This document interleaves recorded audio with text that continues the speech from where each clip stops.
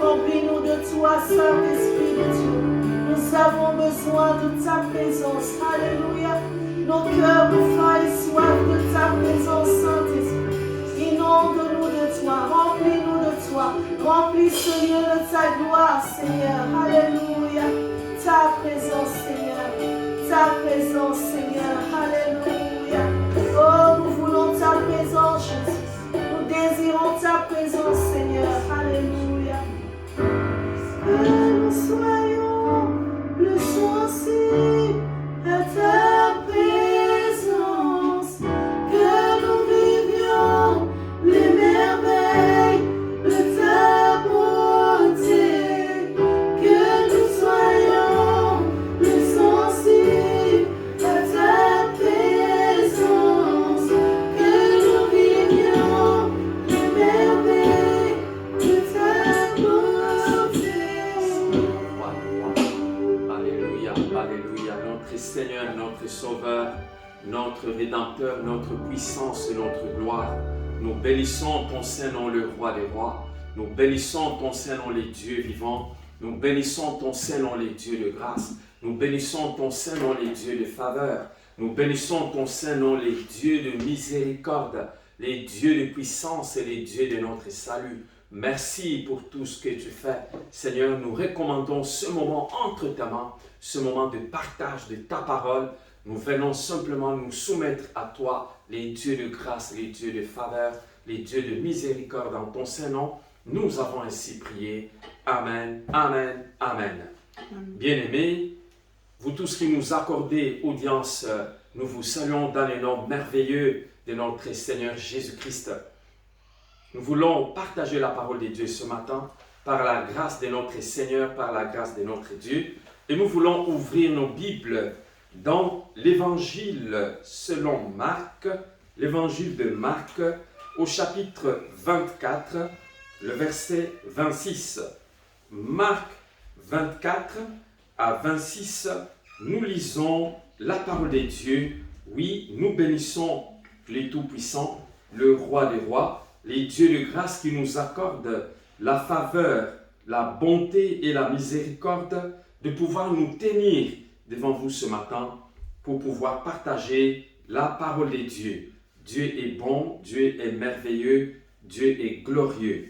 Voilà, donc je suis en train de prendre dans la version de Louis II afin que nous puissions ensemble partager la parole de Dieu dans l'évangile de Marc au chapitre 4, le verset 26, et nous lisons la parole de Dieu.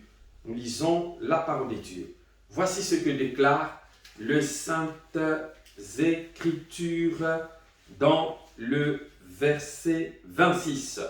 Il dit encore, « Il en est du royaume des dieux, comme quand un homme jette de la semence en terre, qu'il dorme ou qu'il veille nuit et jour, la semence germe et croît sans qu'il sache comment.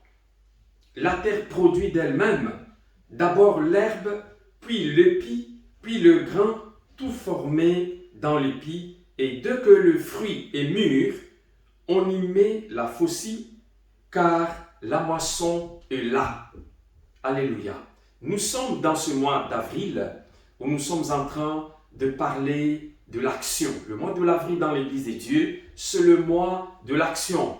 Et nous sommes en train de dire que pour agir, nous avons besoin de développer l'assurance pour agir. Développer l'assurance pour agir.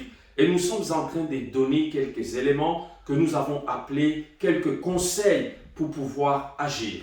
Et aujourd'hui, nous voulons justement dire que nous devons développer la détermination pour être productif.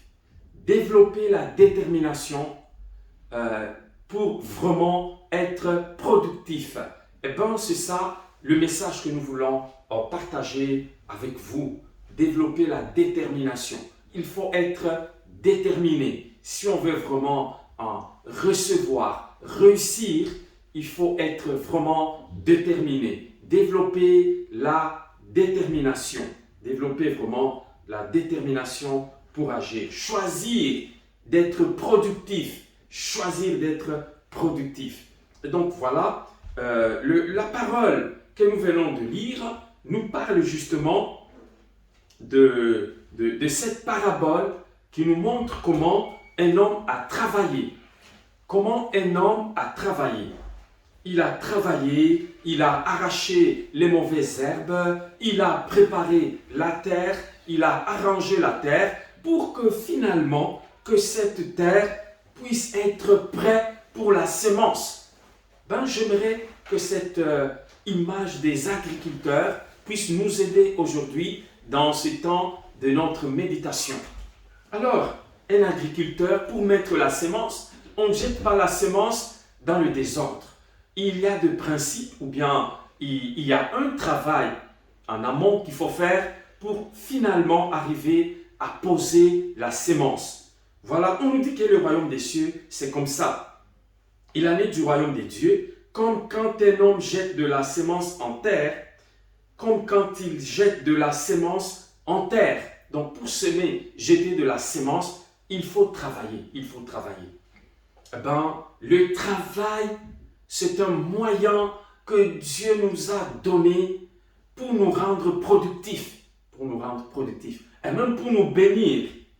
Depuis le jardin de Éden, Dieu avait placé Adam et Ève pour qu'ils puissent travailler dans le jardin. Dans le jardin. Nous voulons avoir la productivité, nous sommes appelés à travailler. Il est vrai qu'on peut avoir la bénédiction juste par des circonstances favorables qui arrivent dans la vie par la grâce de Dieu et qu'on est béni, on est productif. Mais souvent, c'est par le travail et c'est pourquoi je nous encourage aujourd'hui vraiment à travailler. Et j'aimerais vous rappeler cette citation d'un auteur qui a dit ceci. Fiez-vous à Dieu comme si tout dépendait de lui. Cependant, agissez comme si tout dépendait de vous. Je reprends. Fiez-vous à Dieu comme si tout dépendait de lui. Cependant, agissez comme si tout dépendait de vous. Bien-aimés, lorsque nous sommes en train d'agir, lorsque nous sommes en train de travailler, nous devons nous focaliser vraiment sur le travail.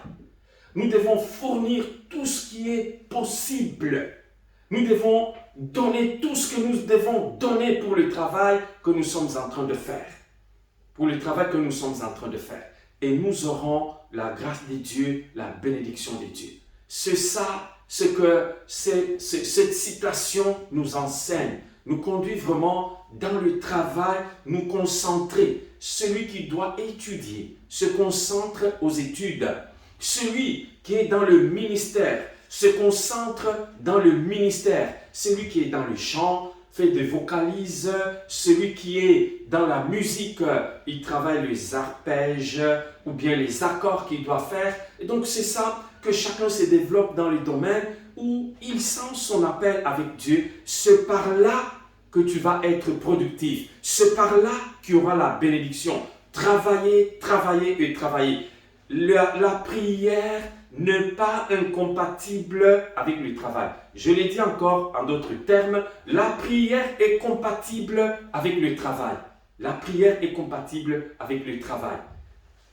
Prier et travailler, ou travailler et prier. Prier et travailler. Ne soyez pas toujours dans l'attente que par la prière, que tout arrive jusqu'à vous. Non.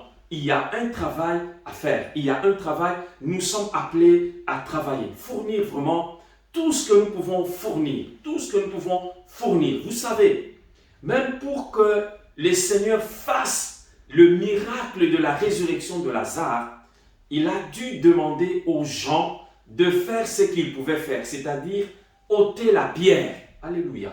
Ôter la pierre, enlever la pierre. Ça, c'était possible. Pour qu'on puisse enlever la pierre, c'était possible. Mais pour communiquer la vie dans Lazare, ça, ce n'était pas possible. Il a fallu que le Seigneur parle. Il a fallu que le Seigneur appelle Lazare pour qu'il lui communique la vie. Lazare sort et Lazare est sorti. Nous pouvons même voir dans la séquence de la nuit du changement de l'eau en vin. Le changement de l'eau en vin. Il y a toujours la part de l'homme et la part de Dieu. La part de l'homme, c'était de verser de l'eau dans des jarres.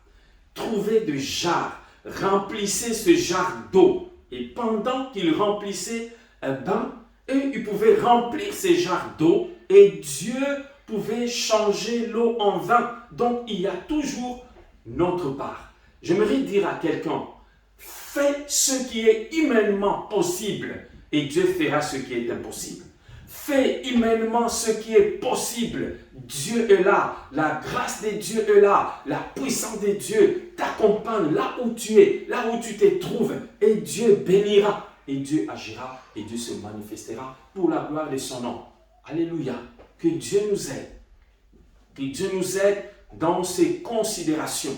Que Dieu nous aide dans cette recherche où nous voulons être vraiment productif, soyez déterminés, attendez-vous à quelque chose qui va arriver, mais cela va passer par ton travail.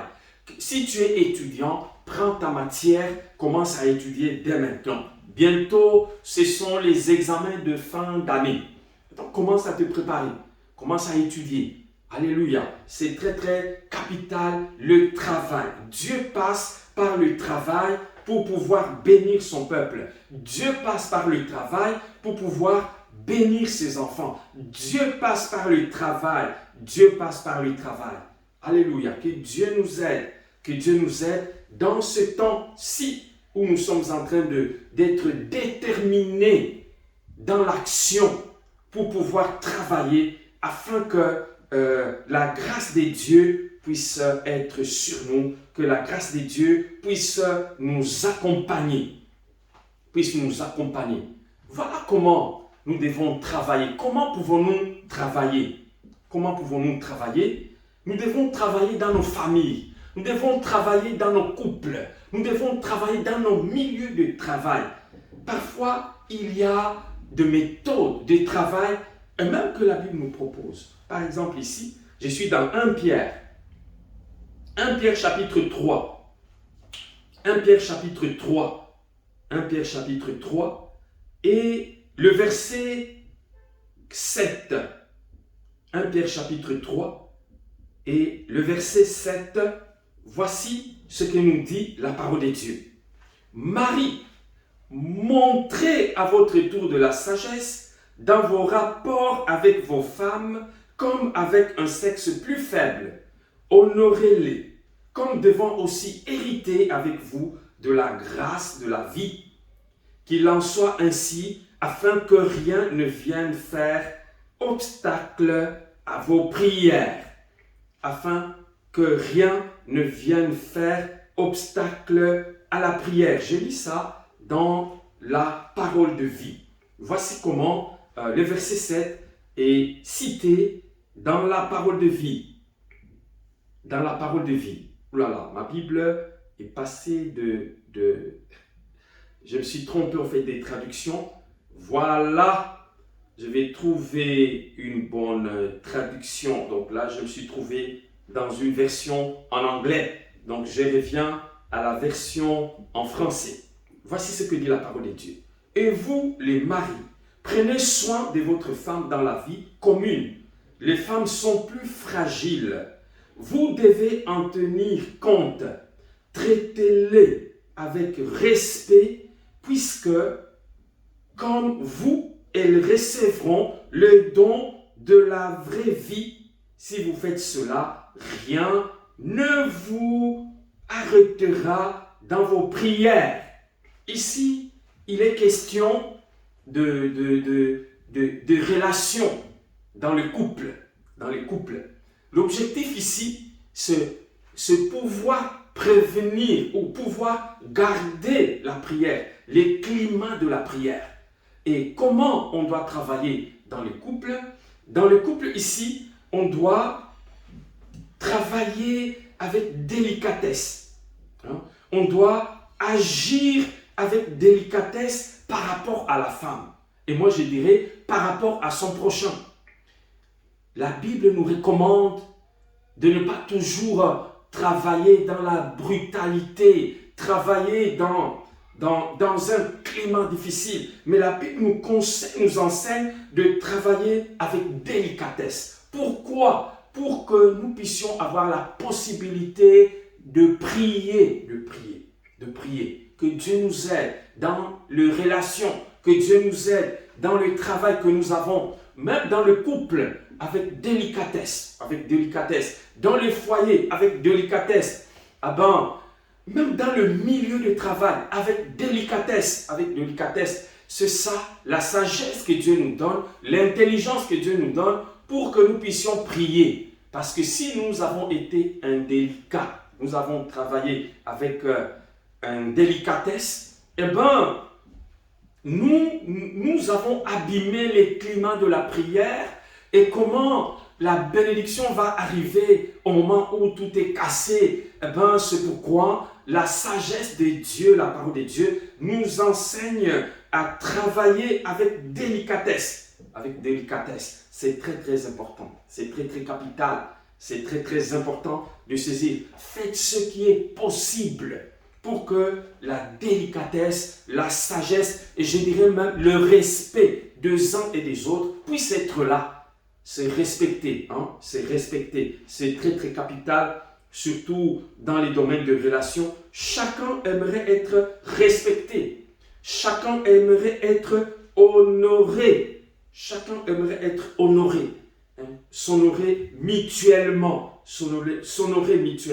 et c'est comme ça que la grâce de Dieu va se manifester avec puissance, va se manifester avec force, va se manifester avec autorité. Même dans le domaine du ministère, c'est-à-dire le travail que nous faisons pour Dieu, il nous est recommandé aussi toujours de travailler. Voici ce que dit la parole de Dieu dans les livres aux Hébreux. Hébreux chapitre 6. Le verset 10, Hébreux chapitre 6 et le verset 10, nous voulons vraiment partager cela. Hébreux 6 et le verset 10 nous dit ceci. Voici ce que déclare la Bible. Car le verset 11, je commence à partir du verset 11. Quoique nous parlions ainsi, bien-aimés, nous attendons pour ce qui vous concerne des choses meilleures et favorables au salut. Verset 10. Car Dieu n'est pas injuste pour oublier votre travail et l'amour que vous avez montré pour son nom, ayant rendu et rendant encore des services aux saints. Alléluia. Dieu n'est pas injuste pour oublier votre travail. Alléluia. Dieu n'est pas injuste pour oublier votre travail. Vous avez fait un travail, cela est comptabilisé dans les comptes de Dieu. Quand vous vous réveillez, que vous êtes en train de faire un travail, faites-le de bon cœur, non pas comme pour les hommes que vous êtes en train de travailler, mais vous êtes en train de travailler pour Dieu parce que Dieu se souviendra de chaque travail que vous êtes en train de faire. Faites-le avec excellence. Faites-le avec courtoisie. Faites-le de tout votre cœur. Alléluia. Nous sommes dans le mois de l'action. Et l'action ici qui nous est demandée, c'est le travail. Poser des actes. Les actes de bienfaisance. Alléluia. Les actes de bienfaisance. Des bonnes œuvres. Car Dieu n'est pas injuste pour oublier votre travail et l'amour que vous avez montré pour son nom. Dieu n'est pas injuste pour oublier votre travail. Dieu se souvient de chaque travail. Dieu garde chaque travail. Alléluia. tu as travaillé, maintenant tu as 50 ans. Tu t'es dit, est-ce que le travail va produire ou le travail ne va pas produire? J'aimerais te dire que le travail va produire, Dieu se souviendra de ce travail-là, Dieu va se souvenir de ce travail-là. Travaillez, faites tout ce qui est possible, continuez à placer la sémence sous la terre, à préparer le terrain sous la terre. Alléluia. Travaillez de tout votre cœur, c'est très très important. C'est très très important de continuer à travailler. Oh! Voici, dans le domaine de la foi, pour gagner les âmes, il y a le travail. Et je vous encourage même de faire un travail supplémentaire. Le ministère nous demande toujours de faire un travail supplémentaire. Parfois, on peut aller dans le travail séculier, on a travaillé, mais il y a le ministère qui attend. Il y a le veiller, il y a les jeûnes et la prière. C'est un travail qu'il faut faire, qu'il ne faut jamais relâcher. Parce que ça paiera un jour. Si on ne fait pas ça, on reste en décalage, on reste en arrière. Que Dieu nous aide à développer vraiment le travail pour Dieu, le travail dans la société, le travail partout où nous sommes. Dieu est bon, Dieu est merveilleux, que Dieu se glorifie avec puissance et autorité. Alléluia. Même concernant les affaires, la Bible nous encourage toujours à travailler. On veut gagner, on veut vivre. Il faut passer par le travail. Proverbe chapitre 12, le verset 24. Proverbe chapitre 12, le verset 24. Nous voulons voir ce que déclarent les Saintes Écritures. Proverbe chapitre 12 et le verset 24. Proverbe 12, 24. Et voici ce que déclarent les Saintes Écritures. Proverbe 12, 24. Proverbe 12, 24. Voici ce que dit la parole de Dieu. La main de diligent dominera, mais la main lâche sera tributaire. Je reprends. La main des diligents dominera, mais la main lâche sera tributaire. Le verset 25. L'inquiétude dans les cœurs de l'homme là-bas, mais une bonne parole le réjouit. Je vais prendre ça dans la version parole de vie pour voir aussi comment se clarifier déjà par cette traduction parole de vie. Voici ce que dit la parole de Dieu, le verset 24. L'homme qui travaille dur finira par commander, mais le paresseux deviendra un esclave. L'homme qui travaille dur finira par commander, mais le paresseux finira par être esclave. Le paresseux deviendra un esclave. Que Dieu nous aide. La Bible encourage vraiment au travail. Travaillez dans la société, entreprenez dans la vie séculière. Le Seigneur Jésus lui-même, il s'est réveillé pour travailler. Le matin, il allait dans la prière. Le matin, il allait déjà, avant que le soleil il était dans la prière. Donc, il nous est demandé vraiment, dans ce mois-ci, de pouvoir se réveiller, de pouvoir se relever et d'aller de l'avant dans la prière, sachant que c'est la volonté de Dieu que nous puissions travailler. C'est la volonté de Dieu que nous puissions agir. C'est la volonté de Dieu que nous puissions faire l'évangélisation, que nous puissions annoncer la bonne nouvelle, que nous puissions prier, que nous puissions étudier, que nous puissions aller dans les affaires. Aller dans les affaires.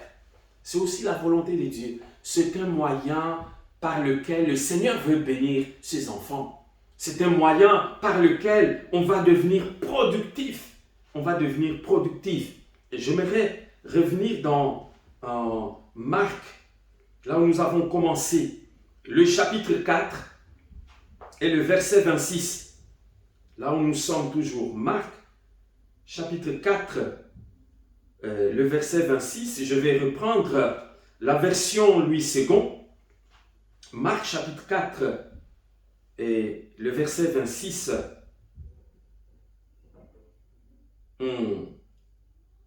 Marc chapitre 4, et le verset 26.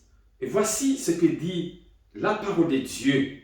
Voici ce que déclare la parole de Dieu. Dans la deuxième partie, c'est ça qui nous intéresse. Nous avons vu la première partie.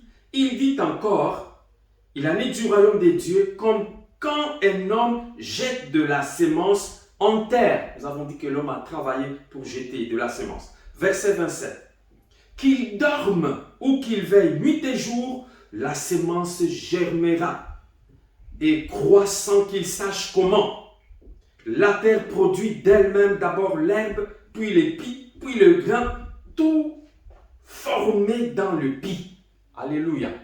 Chers frères et sœurs, c'est ici où j'aimerais t'encourager à te dire que continue à travailler parce que le travail que tu es en train de faire, c'est un travail qui va payer. Parce que le travail que tu es en train d'accomplir, c'est un travail qui va se manifester. Parce que le travail, oui, que tu es en train de faire, c'est un travail qui paye. Que Dieu nous aide, que Dieu se lève avec puissance et autorité pendant ce temps-ci, les dieux de gloire, les dieux de faveur, les dieux de puissance et les dieux d'autorité, les dieux de notre salut, celui que nous appelons. Mon frère, ma soeur, le travail te rendra productif. Dieu n'oubliera pas le travail que tu as mené. Dieu n'oubliera pas. Pendant que tu es en train de dormir, continue à avoir la foi en Dieu que tu as travaillé. Dieu est là, Dieu va faire, Dieu va se manifester, Dieu va se glorifier. Dieu n'est pas injuste pour oublier le travail que tu as mené nuit et jour, matin et soir, pendant 2 années. Dieu voit ce travail, Dieu va le rendre productif. Le Seigneur a travaillé. Il a dit, mon Père travaille, moi aussi je travaille. Mais il est monté au ciel. Il a envoyé le pouvoir et la puissance du Saint-Esprit pour venir agir. Là où tu as travaillé, là où tu as semé, là où tu as placé des semences. Pendant que tu dors, le Saint-Esprit ne dort pas. Pendant que tu dors, le Saint-Esprit ne dort pas. Pendant que tu te reposes, le Saint-Esprit ne se repose pas. Le Saint-Esprit viendra agir. Le Saint-Esprit t'accompagnera. La grâce de Dieu fera. La grâce de Dieu se glorifiera. La grâce de Dieu se manifestera avec puissance et autorité. Oh, merci, les tout-puissants, le roi des rois, les dieux vivants, les dieux de victoire, les dieux de faveur, les dieux qui bénissent le travail, les dieux qui a mis, oui, les mystères dans la semence. Il y a une bénédiction dans ce que Dieu demande de faire. Alléluia. Il y a une bénédiction dans cela.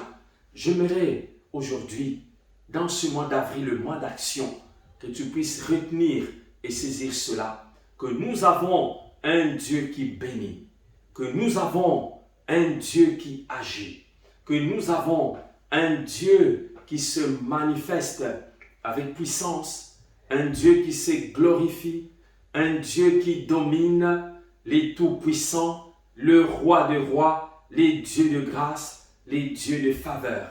Chers frères et sœurs, continue à développer, oui, la détermination pour le travail et pour l'action. Et Dieu fera le reste. Et Dieu bénira. Telle est mon exhortation que j'ai pour toi de la part du Seigneur, de la part de notre Dieu. Que Dieu te bénisse. Que Dieu te bénisse pour la gloire de son nom. Nous avons